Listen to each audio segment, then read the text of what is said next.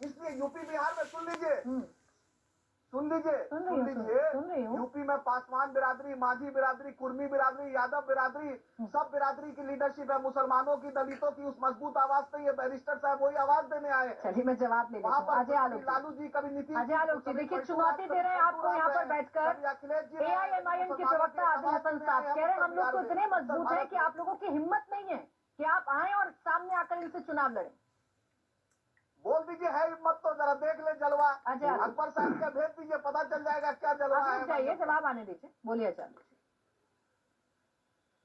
वो तो हिम्मत देख ही ली थी ना, वो तो हिम्मत देख ही ली थी जब बोला था 100 करोड़ हिंदू और 20 करोड़ मुसलमान, और उसके बाद इंग्लैंड में छुपे हुए थे 1 महीने तक, डर के मारे आ नहीं रहे थे इंडिया, फिर आए तो जेल की सैर करनी पड़ी। वो तो इनका याराना है ना, चोर चोर मौसेरे भाई, कि केसीआर ने कोई गवाही नहीं दिया तो अदालत से छूट गए। हिम्मत कितनी है, वो तो पुलिस वालों को उस दिन बोल रहे थे इनको दौड़ाए क्या, दौड़ाए, और पुलिस वाले का दौड़ाने पर उतर जाए, सरकार बदलने दीजिए 3 तारीख को, फिर देखते हैं कौन किसको दौड़ाता है। अरे भागते रह जाइएगा, हैदराबाद की गलियां छोटी पड़ जाएंगी, समझे ना। अभी केसीआर के साथ मिलकर बैठ के सरकार चला रहे हैं, पुलिस को अपनी जेब में रखे हुए हैं, तो हिम्मत ज्यादा बढ़ी हुई है। इनको सरकार बदलने दीजिए, देखते हैं कौन दौड़ता है कौन भागता है। ये कुछ नहीं है, ये गुंडों की जमात है राष्ट्रपति जी। केसीआर है ये ओवैसी, पहले कांग्रेस ने वहां गुंडागर्दी चलाई, कांग्रेस को हटा के ये गुंडों की जमात आई, तेलंगाना को। अजय आलोक दलाल है, तीनों उसी के हैं। आप एक चर्चा में बैठे हुए हैं, सम्मानजनक चर्चा यहाँ पर हो रही है, तो शब्दों का इस्तेमाल कैसे करना है ये मैं आपको सिखाऊंगी।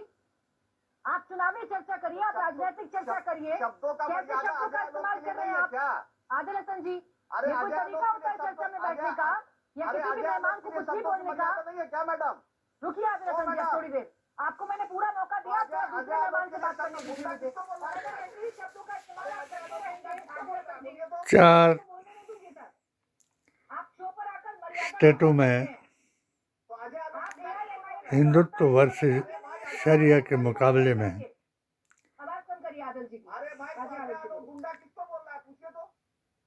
बीजेपी की हार और अब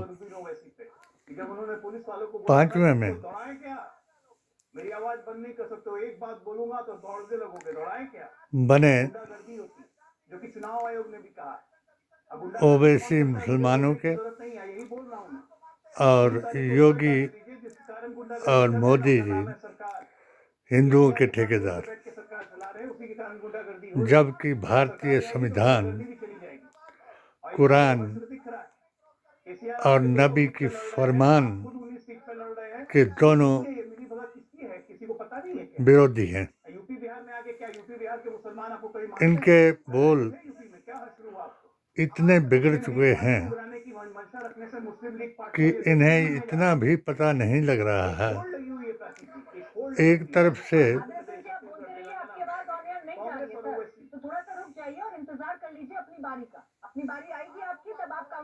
ओवैसी राहुल गांधी को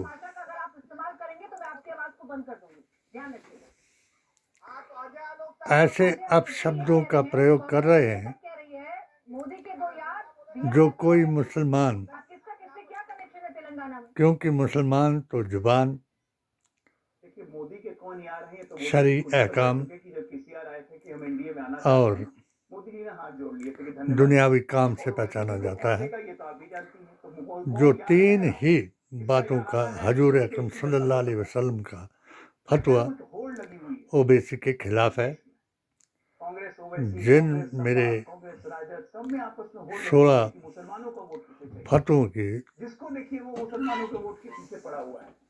और हिंदू का शोषण करने में तुड़ा हुआ है, अड़ा हुआ है, ये अब नहीं चलेगा। ये बदलना होगा, ये बदल रहा है और हम बदल के रहेंगे। तेलंगाना की जनता 30 तारीख को इनको जवाब देगी। ये पे चिल्ला रहे हैं ना कि वहाँ पे आओ देख लो जलवा, इसकी हिम्मत है, वहाँ भी आएंगे और आपके इतिहासों में इनके अकाबिर ने जवाब दिया, ये जो घबराहट बौखलाहट उसी के लिए हो रही है और कोई कारण नहीं। वो तीनों बातें हजूर के मुताबिक ओवैसी को मुसलमान साबित नहीं कर सकता। नंबर 1, वेदांती जी के साथ ज्यादा सीटों पर वो लड़ते हैं। सूरा निसा की 62 आयत के मुताबिक प्रतिनिधित्व देते हैं, मैंने सीटों पर लड़ रहे हैं। इसके बावजूद बाबरी मस्जिद पर बयान दिया। AIMIM से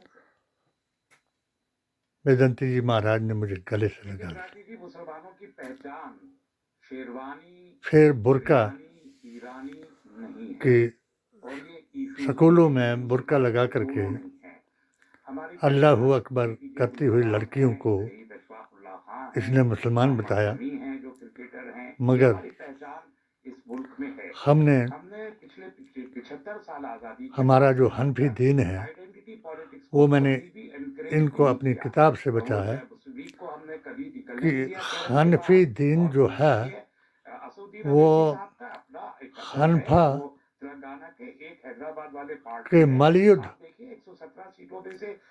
से आरंभ हुआ, जिनका मलयुद्ध हजरत अली से हुआ और इमाम हनीफ पैदा हुआ। इनके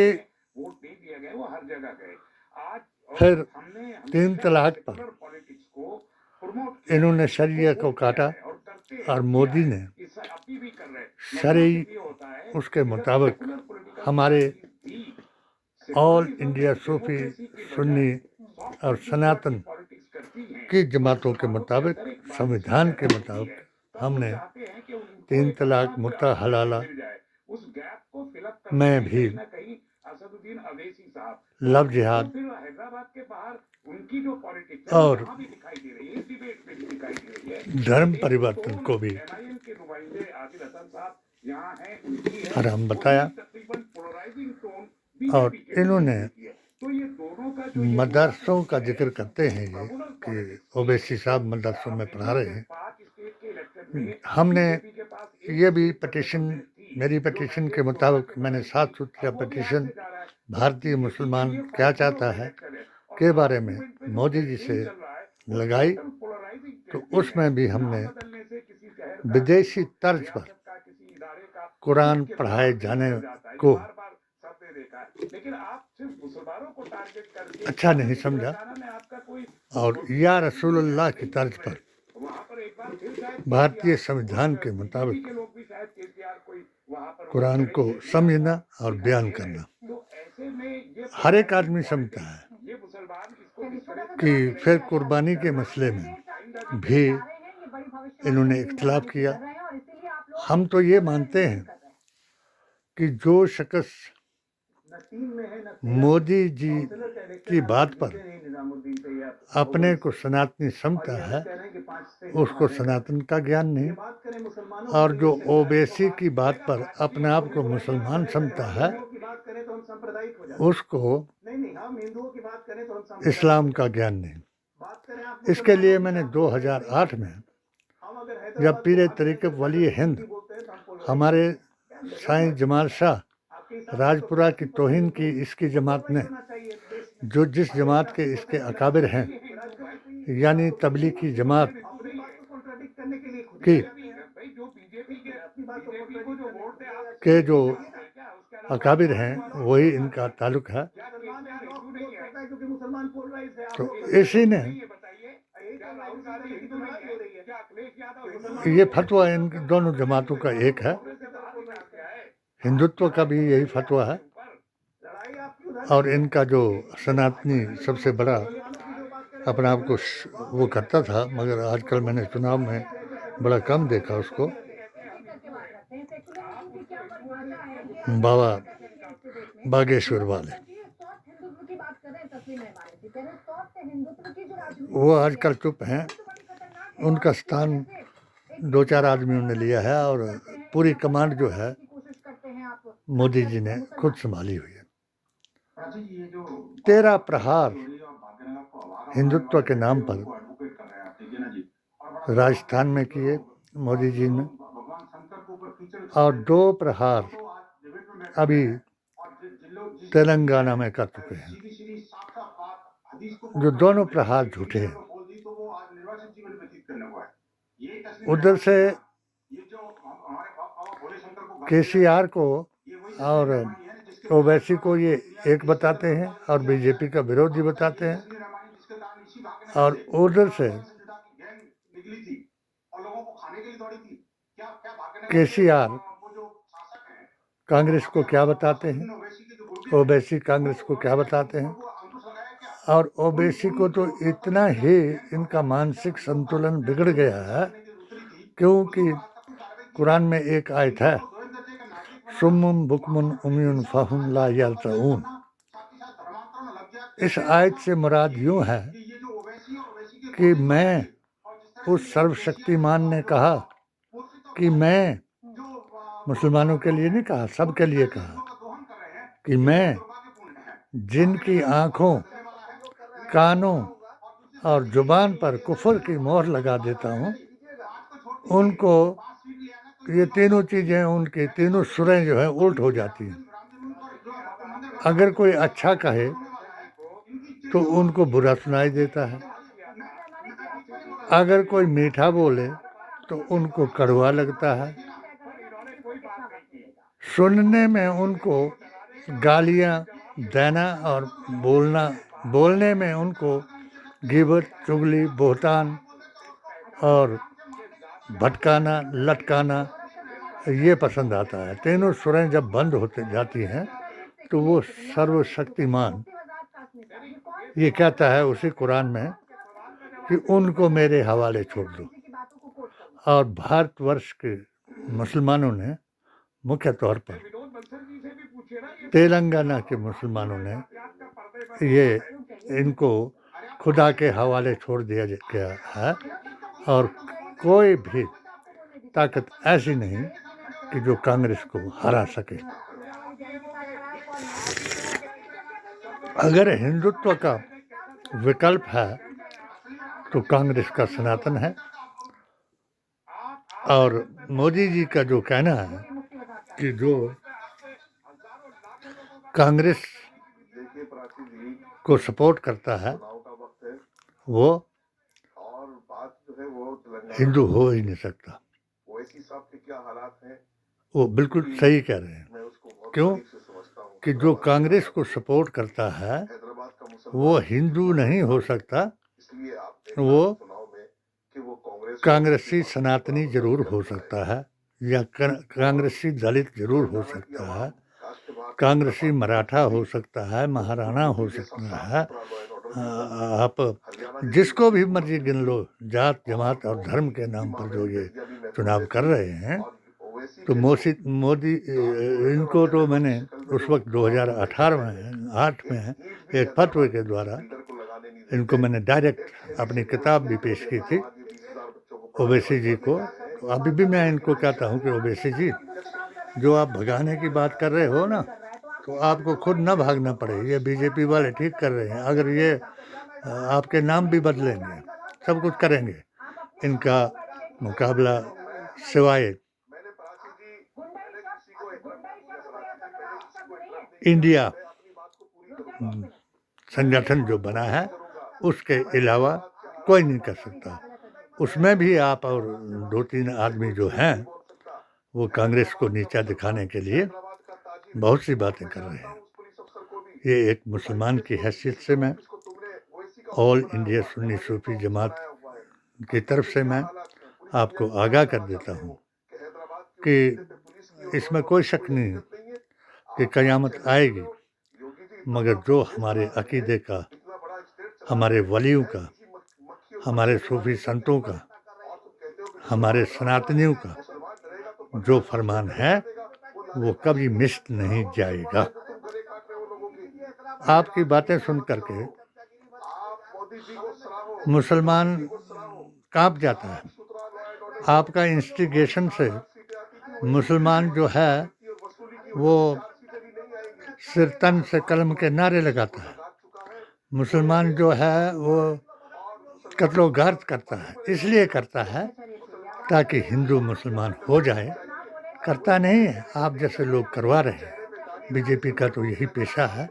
जो 13 अटैक मोदी जी ने एक प्रधानमंत्री होते हुए किए, और 5 साल जब मैं इस मिशन से इस्तीफा दे करके 7 सूत्रीय पिटीशन में मेरी यही था कि मोदी जी आपने पहला चुनाव 3 साल से जीता, सब लोगों ने आपका साथ दिया। दूसरा 3 गांव से जीता और सब लोगों को मालूम हो गया कि आप के किसी भाषण में, किसी नफरत में सबसे ज़्यादा नेहरू गांधी खानदान, मुसलमान और पाकिस्तान, इसके अलावा आपके पास कोई प्रचार नहीं है देश को आगे चलाने का, देश में सर्वधर्म सौहार्द का वातावरण बनाने का। आपने जो शपथ 1925 में खाई थी, और ये जो शरिया वाले हैं, जो आपके टोपीधारी हैं, इसने भी, इसकी जमात ने भी 1926 में कसम खाई थी। और ये खिलाई किसने थी?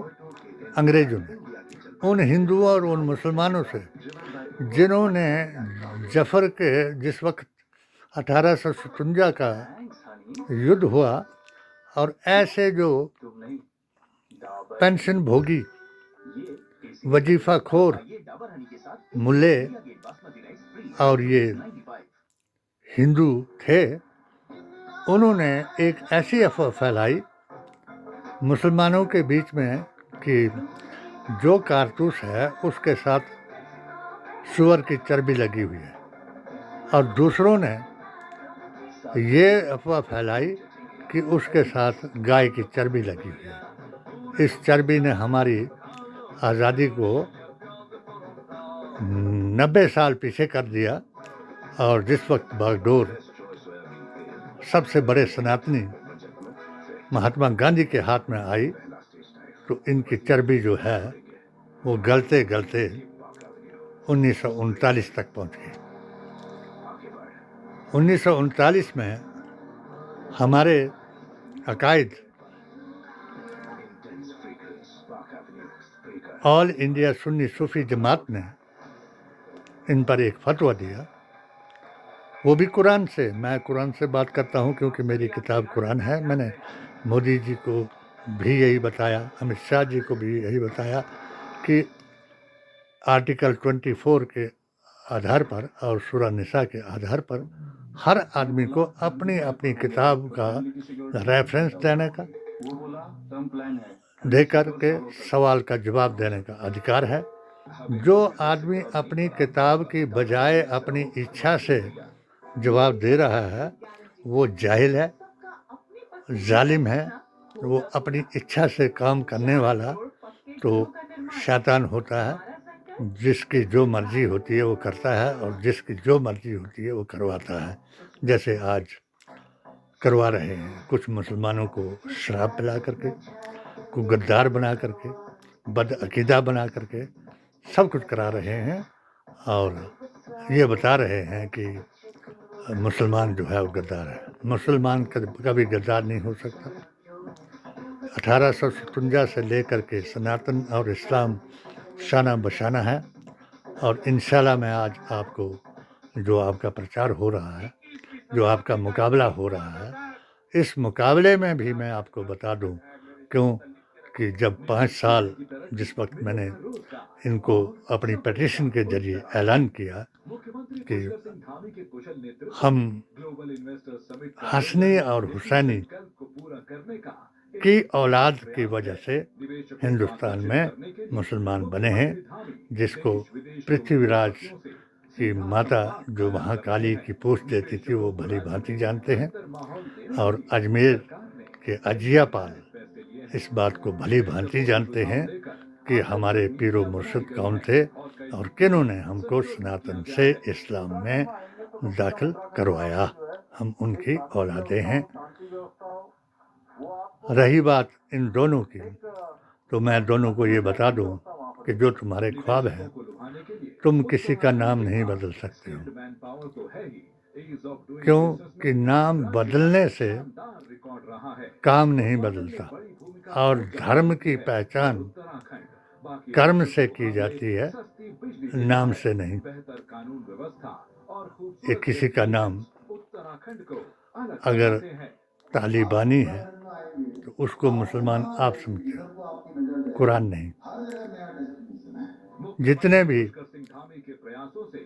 आतंकी, उग्रवादी और अलगाववादी संविधान को, अपने कुरान को, नबी की जुबान को बदलने वाले हैं, वो कभी मुसलमान नहीं हो सकते। और मोदी जी, जिस सनातन की आप बात कर रहे हो और जिस कन्हैया कुमार की आप बात कर रहे थे, हमने भी, हमारे जो कुछ पत्रकार हैं, मैं उनका धन्यवादी हूँ, क्योंकि हमारे तो 2008 के बाद कोई पत्रकार मेरे किसी भी ऐप का, किसी भी यूट्यूब के उसका डर के मारे नहीं दिखाता था। और मेरा दोस्त एक पत्रकार था और वो निष्पक्ष पत्रकार है, HPNR के राजेश सूर्यवंशी। उन्होंने मेरे ये तीनों के साथ जो इंटरव्यू दिखाए, तो मैं डर के मारे दिखाए, मुझे वार्निंगें आई, चैलेंज हुए, अब तक होते रहे। मगर जिस वक्त यशस्वी मुख्यमंत्री को हमने सत्ता में लाया हिमाचल प्रदेश में, उसी फार्मूले से, जिस फार्मूले का हम हर जगह, हमारे जितने भी टीमें चली हुई हैं, वो अंदरूनी तौर पर हम झंडा लेकर के नहीं चलते। ओबीसी की तरह के हम मुसलमानों का झंडा ले, मुसलमान पहले बनना पड़ता है। मुसलमान मुनाफिक का कैसे मुकाबला करना है, उसको खामोशी से करना पड़ता है, वो ऐलानिया नहीं कर सकता, क्योंकि शैतान की ताकत जो है हमारे से 1000 गुना ज़्यादा है। इसलिए मैं आपको ये बता दूं कि जो तुम्हारा नाम बदलने का तरीका है और तुम्हारा मुसलमानों को बहकाने का तरीका है, बिल्कुल सरासर गलत है। और अभी तक क़यामत दूर है। अभी तो ये आसार क़यामत, मेरी किताब पढ़ लेना, मैंने आपको भेजी भी थी और मुझे बहुत अफसोस हुआ कि आप उसकी रसीद भी नहीं दे सके। पढ़ना तो आपके लिए दूर रहा। क्यों? कि आप बैरिस्टर हैं, आप बड़े पढ़े लिखे हैं, अंग्रेज हैं। अंग्रेज़ों ने ही तो इस्लाम को तौहीन कराई। और आपको याद होगा कि ईसाई, यहूदी, नसारा, ये सब जितने भी थे अहले किताब हैं। और सूरा अल इमरान की 100 आयत के मुताबिक हमें ये हुक्म है कि तुम अहले किताब के बात पर ना चलो, ताकि तुमको वो मुसलमान से काफिर ना बना दें। और उस जमात से जुड़ो जिसका इसी सूरत में 104 में बयान है कि तुम अच्छाइयों की तरफ बुलाते रहो और बुराइयों से रोकते रहो। और इंशाल्लाह हम अच्छाइयों की तरफ बुलाते रहेंगे और बुराइयों से रोकते रहेंगे। वो है एक तपस्वी जिसने भारत की भूमि पर गीता का ये श्लोक पूरा कर दिया है, यदा यदा ही धर्मस्य ग्लानि। वो है राहुल जी। आपको उनके लिए, चाहे आप मूर्खों का सरदार कहें या इटालियन माँ का बेटा कहें या फिरोज खान का पोता कहें, वो इंसान है और इंसान बन कर के ही उन्होंने अपनी यात्रा से पूरे भारत को जगा दिया है।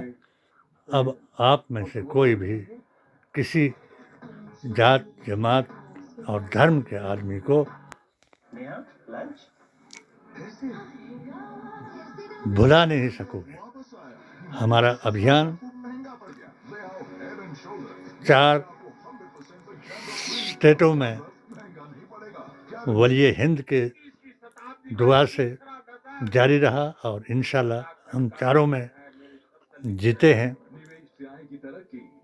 गहलोत जी का और मोदी जी का 13 तीरों ने गहलोत जी का विरोध किया, मगर लोगों ने इसका जवाब दिया। हत्ता कि कन्हैया के बेटों ने भी और एक कट्टर बीजेपी के वर्कर ने भी, जिसके बाप का इलाज 10 लाख रुपए से कैंसर का इलाज हो रहा है, उसने भी इनको जवाब दिया कि हमारे बापों को इसमें घसीटने की ज़रूरत न करें। वोट देना हमारा अधिकार है। हम गहलोत जी को वोट दे करके अपना ऋण जो है चुकाएंगे। हमारा भी ये हमारी टीम जो है लद्दाख से लेकर के शहर शरीफ तक और किश्तवाड़ से लेकर के भद्रवा तक चुरा और चुरा से राजपुरा तक यही अभियान चलाए हुए है और हमारा राब्ता हर एक के साथ है। इंशाल्लाह यहाँ तेलंगाना में भी आप शिकस्त का मुंह देखेंगे और जो ओवैसी जी अगर मेरे अकीदे में और आपके अकीदे में कौन सा असल अकीदा है वो आपको मुसलमान जो है वो जवाब देगा। आप चाहे कितना भी मुसलमानों के खिलाफ जो कांग्रेस के खिलाफ आप, क्योंकि कांग्रेस के सिवाय कोई विकल्प नहीं है। अगर चाहते हो तो अपना अकीदा दुरुस्त कर लो। हो सकता है कि जब हम अखंड भारत बनाएंगे तो आप भी इसमें कोई ना कोई ओहदा पाएंगे। क्यों कि ये हिंदू राष्ट्र नहीं अखंड भारत बनेगा। यहाँ नाम नहीं बदला जाएगा, यहाँ काम बदला जाएगा।